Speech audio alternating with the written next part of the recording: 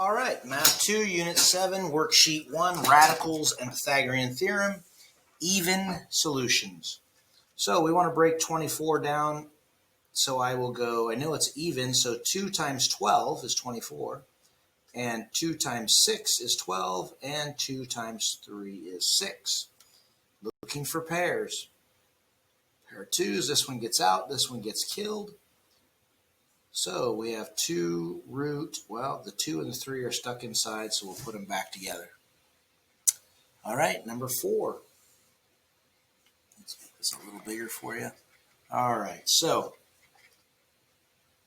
break this down. 2 times 6. I'm not going to break it down any further because we already know that. Oh, I'm sorry. Yes, I am. I was a little confused there. And we'll break this down to 2 times 3. So a 2 is going to get out. This 2 is going to get killed.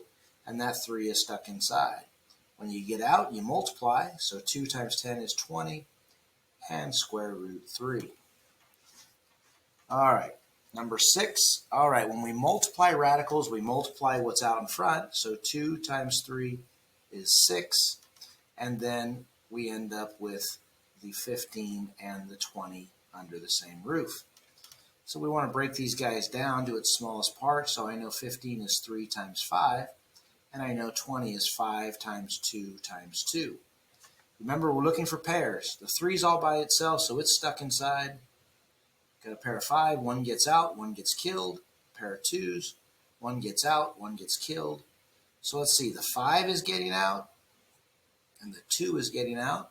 So 2 times 5 is 10, and 10 times 6 is 60, and that 3 is stuck inside by itself. Okay, moving on to number 8. Well, again, remember, square root of 9 squared is simply 9. Okay, because the square root and the square are opposite functions that cancel each other out. All right, let's see, number 10. Well, we can look at this two ways. So we've already done some where we've looked at this as 5 root 3 times 5 root 3. And we've talked about how 5 times 5 is 25. And when you multiply two identical radicals, you get what's underneath. So 75. Another way to look at this is we can look at these things individually. Whenever you have an exponent on the outside of the parentheses, you can multiply or square or raise everything on the inside to that exponent. So 5 squared is 25, and the square root of 3 squared is simply 3, and we end up with 75. Okay, so 7 root 5 squared is 49 times 5. Oh, we already did that one. Over here. The square root of 89, square root of 189 squared is simply 189. Okay, moving on to Pythagorean theorem. So 13 through 16, we simply plug in and we find the missing side. Like we have B and C, so we're looking for A. I always like you guys to get in the habit of writing Pythagorean theorem down first. I always have students fight me on this, but the ones who actually do it are the ones who are actually the most successful. So we're missing A, so it's going to be A squared plus 3 squared equals the square root of 15 squared. So this means A squared plus 9 equals 15. We subtract 9 from both sides and we get A squared equals 6. We take the square root of both sides and we find out that A is equal to the square root of 6. Okay, and of course that would be yards because we have some measurement there. Okay, number 16. So again, this is A and this is B, so it's A squared plus B squared equals C squared. So this is the square root of 5 squared plus the square root of 7 squared equals C squared. Square root of 5 squared is simply 5. Square root of 7 squared is simply 7. And so we end up with 13, or sorry, not 13, 12. Boy, I don't even know how to add. 12 equals C squared. We take the square root of both sides. The square root of C is just C. And the square root of 12, remember 12 is 2 times 2 times 3. So a 2 gets out, a 2 gets killed, and the 3 stays in. And of course, this is kilometers. All right, moving on to number 18. So remember, your C, or your hypotenuse, is always across from the right angle. So a squared plus b squared equals c squared. Well, we'll call this a. So x squared plus 3 squared equals the square root of 14 squared. Or in other words, x squared plus 9 equals 14. Subtract 9 from both sides and we get x squared equals 5.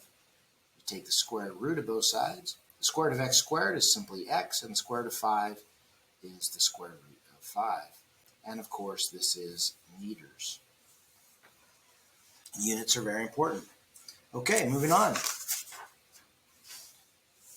Number 20. All right, right there. So again, this is obviously C. So we're going to have a squared plus b squared equals c squared. Or in other words, 6 squared plus 5 root 2 squared equals x squared. So this is 36 plus 5 squared is 25. The square root of 2 squared is 2, and 25 times 2 is 50 equals x squared. Okay, well, 36 plus 50 is 86 equals x squared.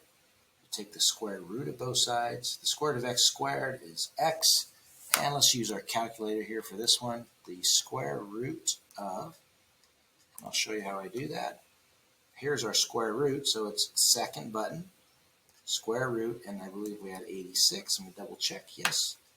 Enter, and we get square root of 86, so it doesn't have any factors. So it's simply the square root of 86, and that is meters. Okay, moving on to number 22.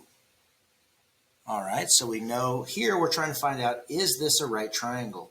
So if a squared plus b squared does in fact equal c squared, then it is a right triangle. If it doesn't, then it's not a right triangle. So we're going to say that 9 squared plus 9 squared equals the square root of 181 squared. So that's 81 plus 81 equals square root of 181 squared is 181. So clearly this is 162, does not equal 181. So this is not a right triangle. All right, on to number 24. Let's see what we got here. Again, if a squared plus b squared equals c squared, then it is a right triangle. So 6 squared plus the square root of 27 squared equals 8 squared. Or 36 plus 27 equals 64. That's 50, and that is 63 does not equal 64. So again, not a right triangle. All right, moving on to number 26 through 30.